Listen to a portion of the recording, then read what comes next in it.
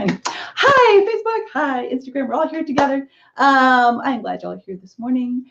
I am told them I'm coming in hot. It was a late night and I was pulling it together this morning, but I am here and I'm excited because I am super, super passionate about this. So I'm just going to throw all my passion in you and you're going to get passionate about it too. I can just feel it. I can tell it's coming. All right, but first I want to talk about the most important thing, which is the 2 giveaways that I'm doing in my Facebook group, which I'm very excited about. So the first one, there's a series challenge that's in there that you can participate in. And if you participate, you get entered to win a $25 gift card to Amazon. And the second is bringing people into the group. I want my group to get bigger so I can reach as many people as I can. And I've changed it a little bit from last week, the giveaway, because I've never done a giveaway before. And so I didn't think through all the details, but as Anna Green Gable says, the good thing about me is that I will never make the same mistake twice. So now I've learned and I know. So here are the new rules for the giveaway. And they are, if you see this, like this video, or if last week you saw the video and you joined because of the giveaway, go ahead and comment. There's a Who's Here post that's in it that's pinned to the top. Comment on that post and you'll be entered to win the $25 gift card to Amazon. And if you join because you see this, you can comment and be entered to win. So if you join the group because of this video, entered to win. If you bring a friend and you tag them, you're both entered to win. So you'll get a second entry and they'll get an entry for joining.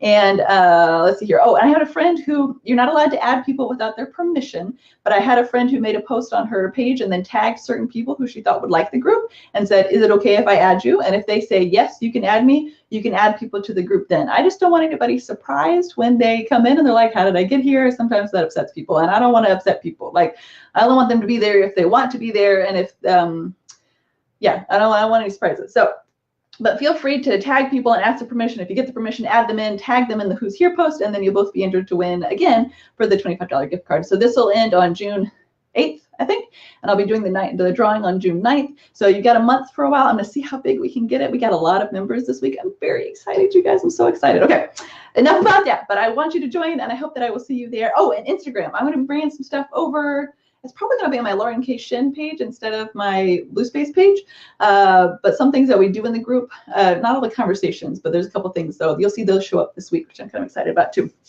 All right, let's talk about taming your inner critic. Good morning, Hillary. I can only sort of see it. Hold on, let me scroll down. Give me just a second. I'm afraid this is going to be a long one, you guys. All right.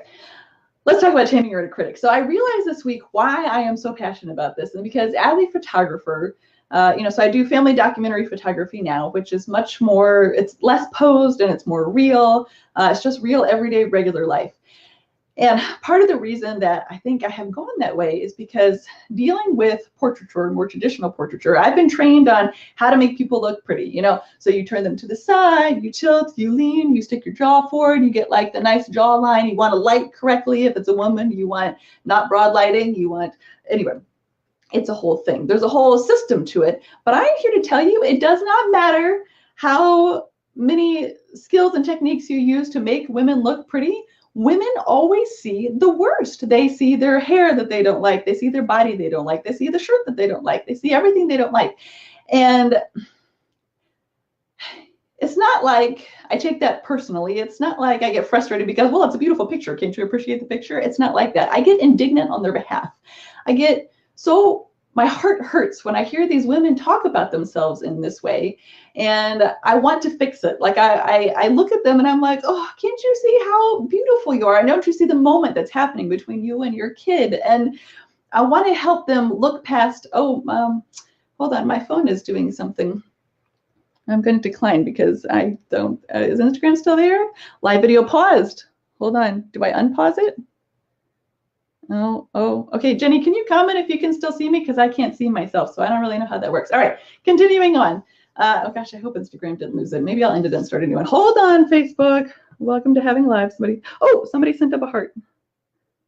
Okay, send a comment. Because this is important to me. I want everybody to hear it. That's really weird. It still says I'm live, so I'm going to presume that I'm live, and we'll just keep, there it is. Yes, it's on. Thank you, Jenny. Okay. Where was I? Right. So women are very hard on themselves. I want to help women see past that. And what I found was then regular portraiture, like I can't get through. I can't get through the, the vision, this lens that we've got. And so part of the reason I do the documentary is because you're not dressing yourself to look dressing yourself up to look pretty. You're just showing up. And I want to be able to show how beautiful that is in and of itself. Anyway, that is part of the reason I am so passionate. I get defensive of these women that I take pictures of who are so hard on themselves. I get defensive of them with themselves. It's ridiculous. So here I am in defense of that, in defense of these women, and getting indignant towards your inner critic because I get all mama bear. I get all mama bear on it. Anyway, so that's where it comes from for me, and that's where my passion comes from, and that's where my experience with it comes from. And so I'm hoping that y'all can take away some things today that it can be helpful for you.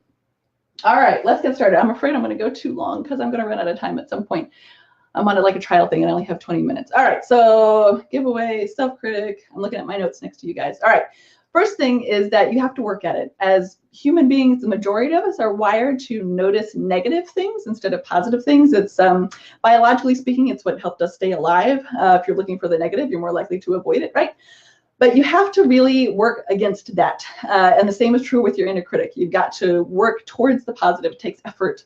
And sometimes it's frustrating, but it's totally worth it. Next week, we're going to talk about benefits, and I will tell you why it's totally worth it. But all right, so you have to work at it. It doesn't come easy. That's the first step. All right, so there's the first, I guess, the groundwork. All right, so here are the 4 steps that I have identified with the Taming Your Inner Critic. The first one is identify your voice. And I watched several things this week, which were totally interesting. One was that, sorry, I just realized I don't know what time it is. Okay, I got 30 minutes to wrap this up. All right, identifying your voice. So not everybody thinks verbally, which I found fascinating. We all think in a variety of ways. So a combination of these, verbally, like in actual words, and patterns, so like connections or abstract thoughts, or like just sort of this nebulous sort of thing, patterns that you see emerging, or visually, you think in pictures. And we all do a little bit of these. The majority of us are verbal thinkers. And so when you try to identify your inner voice or your inner critic, it's going to be verbal, but it may not be. And I wanted to bring that up because I think that we always think of it as verbal. And for some of us, it's not going to be verbal. It's going to be in patterns, or it's going to be visually. And I think it's important to look for that too, so that you can recognize it and know it's there. Your inner voice, your inner critic is often subconscious. You don't even know it's happening. And so the first step is to notice it, to pay attention, and to recognize it and to call it out. So step 1. All right, step 2 is to separate from it. Oh, sorry, I'm going to go through my example. So identify voice, something like I'm going to fail. And it's a personal, it's in the I statement, I'm going to fail.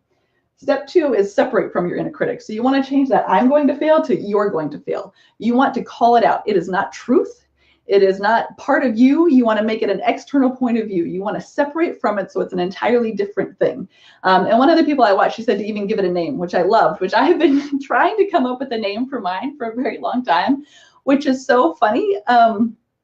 I can't come up with one because I'm so scared I'm going to name it somebody's name, and I'm going to meet somebody named that name and I'll be like, oh, that's the name I gave my inner critic who's mean to me all the time. I'm sorry, I'm sure you're a lovely person. It's totally fine. I didn't mean it that way. Like, that's completely what I would do. So I'm trying to come up with a name that's like not somebody's actual real name. I did come across something this morning, somebody who's writing a book, and she named like a stand-in name for her character was MG, E-M-G-E-E, which stood for Mean Girl. And I was like, okay, maybe I can go with that. We can call it MG perhaps. I don't know. Whatever you want to name yours, it can be a real name, it can be a made-up name, it can be whatever you want it to be. Hey, Carrie. So name your inner critic and call it out and separate it from you. It's not a part of you. It is something outside of yourself. And that way you're having a dialogue. Oh, where are my notes on that? Hold on. Oh, yeah. Okay. So the really cool part about this in my watching, so they did some studies on, here we go, your auditory cortex in your brain. So the part of your brain that listens for things. When you have an inner monologue, so you're just sort of like running through words in your head, an inner monologue doesn't activate your auditory cortex. But if you have an inner dialogue, like a back and forth, it activates your auditory cortex, which means you're engaging more parts of your brain. So if you separate it out from yourself, you've changed it from a monologue to a dialogue. And it actually, your brain does different stuff. It's no longer not listening in the same way. It's no longer the subconscious undercurrent thing. You've brought it to the surface. Your ears are actually listening, even though you're not going to hear it. Your ears are listening to the dialogue that's happening in your head. How cool is that? Oh my gosh, so cool. All right. Okay, so identify the voice, separate from it. And number 3 is this is the place where I live in. You want to put the bully in its place. You want to get indignant. You want to get angry. And it is okay to get angry with the voice. I mean, if I could get angry on every single one of y'all's behalf, I would totally do it. I do. I get so frustrated. And I get frustrated with mine. And it is okay to get angry with that voice in your head. It is okay. That is a different kind of, it's not like the voice getting angry with you. It's putting the bully in its place. It's taking this thing that you have separated out and being like, you know what, we're done. I'm not listening to you anymore. We're moving on with life. And let me tell you why and how, and you suck and all that kind of stuff. You get enraged. Go mama bear for yourself. Like, come and defend yourself against this inner critic. Okay, so we've gone from identifying the voice, I'm going to fail, to separating out, you're going to fail, to putting the bully in its place, which is, fail or not, I'm going to show up and it's going to be fine and it's going to be awesome and you can stop talking now because we're done and I'm just going to keep moving forward. So get indignant, get mama bear on yourself and empower yourself, feel empowered to move forward. All right, and the last one, rationally rewrite. This one, I don't know that I have really gotten here, so this was interesting for me. I've done this and this and this, but I had never really thought about rationally rewriting. So one of the TED Talks that I watched, sorry, hold on, I forgot something. The putting a bully in its place. If you're a Hamilton fan, like I am, look up Owen Fitzpatrick TED Talk. He did a TED Talk, How to Win the War in Your Head. He rhymes through the entire thing and has like a rap battle with himself between his inner critic and himself. It's awesome. It's totally amazing. So Owen Fitzpatrick, How to Win the War in Your Head. Highly recommend it. All right. Rationally rewrite. So I was watching another TED Talk. Let me tell you who that was. By... Hold on. Oh no. There it is. Danielle Krissa. Your inner critic is a big jerk. I'd recommend that one too. It's very good. All right. So what she recommended was to take the negative thing that was said, so you're going to fail, and then to rationally rewrite it into something that's better. I'm going to fail like a genius.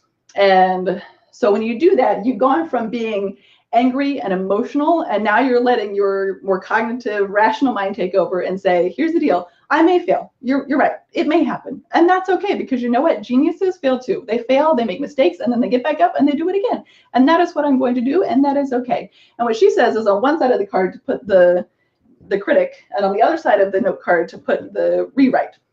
And then you put the rewrite around where you'll see it on your mirror, on your car, in your kitchen, wherever it is that you'll see it, so that you've got the response. You've got the rational response to the inner critic, so you come prepared. So when you hear that voice, you already have something to say. And maybe you can even like skip the indignant part and just go to the rational part. And I liked that. I really liked the idea of getting past the getting angry and having a response prepared, because you know what? Our inner critics always come at us with the same stuff. It's just how it works. All right, I'm gonna check the time. Oh, I'm good. I'm skipping. I talk fast, you guys. I'm gonna work it all in. All right. What was the other thing that I was gonna say? Oh, I lost it. Hold on. Oh, yeah. Same person. Danielle Krissa, the TED Talk that I watched. She wrote a book, which I haven't looked up yet. Like I said, I kind of swung in today. I'll see if I can put it in the comments though. So in her book, she polled people, and the most common themes that came up from what your inner critic says is you have, I have them up here. You have nothing meaningful to say. So see which one of these recognize or resonate with you. You have nothing meaningful to say. You're just adding to the noise. You're going to fail anyway. Why even try? There are so many people who are so much better than you. Or you're tired to start tomorrow. Oh, wow, you're lazy. And that's the tricky thing about the inner critic, by the way. Like, it lures you into things. You're like, oh, just have another glass of wine. And then, oh my gosh, what are you, like an alcoholic? What is the matter with you? They lure you in, and then it shifts on you and it turns on you and it becomes mean. So you have to look out for that too, in my opinion. So which one of those four? Nothing meaningful to say. You're going to fail anyway. Why try? There's so many people who are so much better than you. You're tired to start tomorrow. And wow, you're lazy. If any of those resonate with you, let me know in the comments, because I'm just curious. I know for me, it's there's so many other people who are so much better than you. You're lazy. And the first one, actually, when I started this, doing things online, like, you have nothing meaningful to say. Why are you even here? Because there's so many other people who have already said this, and it's loud on the internet. Why even add your voice to the internet? But here I am anyway. So she said those were the four themes. And I think that it's important to recognize themes, because your inner voice, your inner critic, it's going to come at you with the same stuff. It knows your weaknesses. It knows what you're sensitive about, it knows what you're insecure about, and it harps on those, and it's going to keep coming back to that. And if you come prepared with a response to that, you're going to be able to handle it better. The inner critic is very not creative. It's just mean. It's a bully, and it doesn't think outside the box. It just is mean. So there you go. That's all I got. Let me see. I think I covered all my little random things that I remembered throughout the It's a crazy morning. Okay, so next week we're going to talk about the benefits of self-compassion, and why this is worth the work, because I do think that it's work, but I totally think it's worth it. So hopefully this was helpful for you guys. I hope these steps are helpful, and leave me a comment. I love to hear how things are going, if it resonated with you, if it works for you. Yeah, I think that's it. All right. Happy Tuesday, you guys. I will see y'all next week for the benefits of self-compassion. And I love you. Mwah. All right, let's see here. I always forget for Facebook, I got to press it twice. In broadcast.